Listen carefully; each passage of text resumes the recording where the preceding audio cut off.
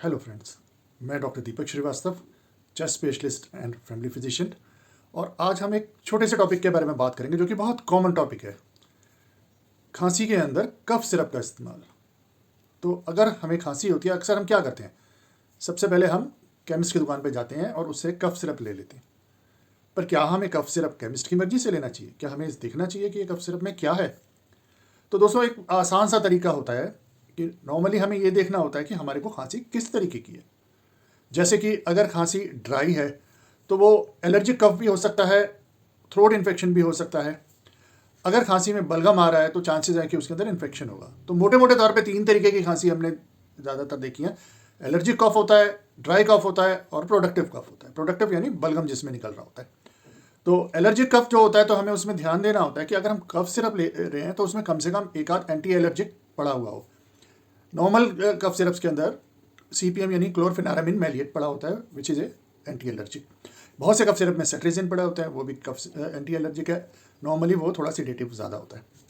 इसके अलावा ड्राई कॉफ लेते हैं तो ड्राई कॉफ में हमें ये देखना चाहिए कि उसमें या तो लिंटर्सकोडीन है या डेक्सोमेथार्फेन है। इसके अलावा अगर प्रोडक्टिव कफ है तो प्रोडक्टिव कफ में ज़्यादातर बलगम आ रहा होता है, और बलगम अगर बहुत एकाध ड्रॉप आ रहा है फिर तो वी कैन इग्नोर इट। पर अगर बलगम सफिशिएंट आ रहा है तो हमें एक एक्सपेक्टोरेंट लेना होता है। और नॉर्मली कफ सिरप और कफ एक्सपेक्टोरेंट में यही फ़र्क होता है कि जो सिरप होता है वो सप्रेस करता है। आपने अगर प्रोडक्टिव कफ में, अगर बलगम वाले कफ में कफ सप्रेसेंट ले लिया तो आपका बलगम अंदर ही फंस जाएगा और आपको तकलीफ और बढ़ जाएगी। तो ऐसे अंदर एक कफ एक्सपेक्टोरेंट होता है, और एक्सपेक्टोरेंट नॉर्मली क्या होते हैं, सोडियम क्लोराइड होता है और ब्रोमहेक्सिन होता है, गुआफेनिसिन होता है।